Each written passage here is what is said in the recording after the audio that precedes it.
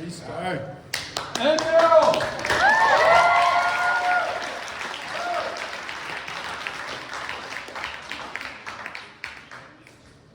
Sonder. This is a noun that means the realization that each random passerby is living a life as vivid and complex as your own. This definition comes from the Dictionary of Obscure Sorrows. Humor me and look around the room at your fellow audience members.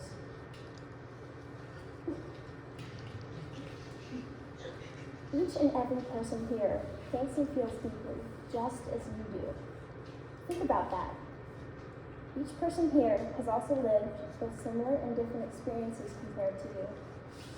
Some of these experiences may be profound and even helpful to your own growth. The point is, everyone has something interesting to offer, from the young artist to the adult businessman. You guys. Hi, my name is Merrel. Oh, Rick.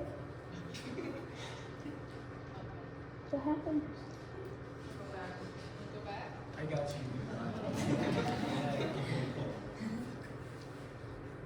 Was it going through the whole slide? We're good.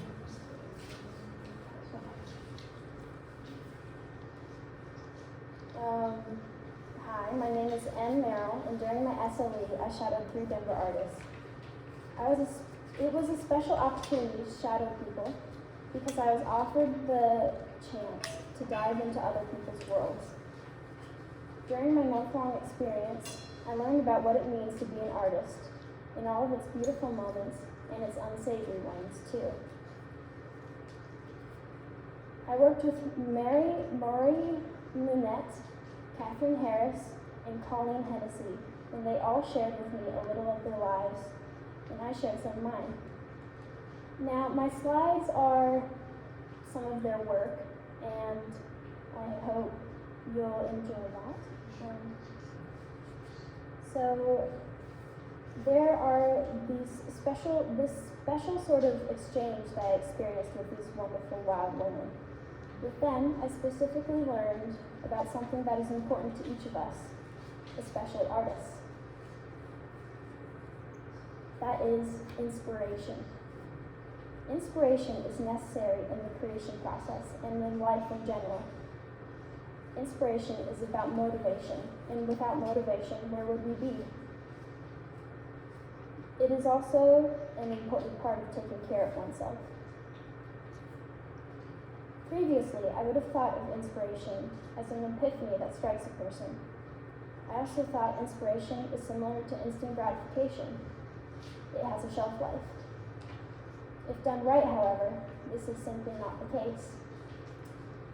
Inspiration is actually something that is cultivated through hard work and consistency. It's a habit. The type of inspiration I learned about is more lasting and is closely related to self-care. It is truly a habit that is built. It's about finding something that feeds your soul, something that fills your heart with light and brings you peace. For example, my mentor, Mari, brought me to the Sankalpa Collective, where we practiced yoga. Yoga is a way to connect to the body and center yourself, and this happens to inspire Mari. Catherine Harris,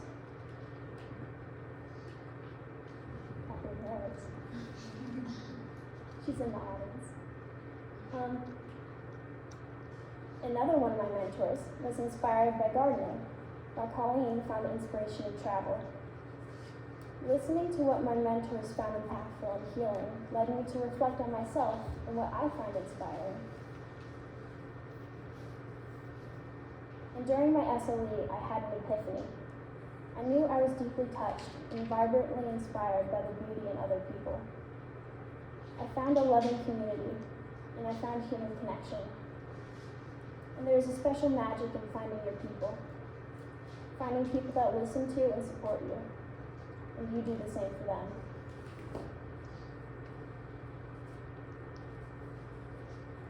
Having a community lit a fire within me, one that not only motivated me to create more art, but motivated me to be a better version of myself. Now, here comes the realization. I realized that I had been trapping myself in my own world. I'd been feeding myself a specific narrative, one that was unhelpful to my improvement. However, when I let in the help of other people, when I engaged in community, I was pulled out of this negative thinking loop. Getting out of that place felt and continues to feel wonderful and freeing. I truly am in a better state of mind because of my connection to people. This is Kyle's word. And something that made me feel that precious connection to my community was storytelling. From the mundane tale about a chaotic morning to the personal childhood story, telling anecdotes about our lives requires a certain level of trust in the listener. Some stories require more trust than others, of course, but all are entrusting part of our lives with another person, and I feel honored to listen to and learn from my mentors. They made me feel at home when they spoke to me about their experiences, because I know that it takes some level of vulnerability. And this included an exchange as well. It wasn't one-sided. I felt comfortable enough to share about myself, and their genuine interest in my life further solidified that special feeling of community.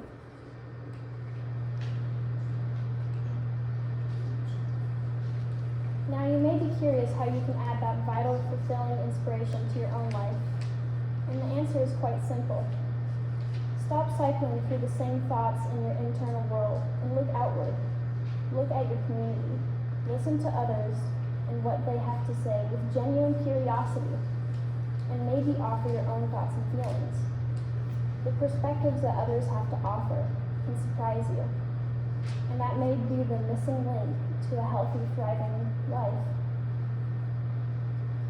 My hope is that my passion and excitement has made you think about that inspiration and community in your own life. I encourage you to explore what makes other people tick, and maybe by doing this, you will learn something about yourself along the way. Make it a habit.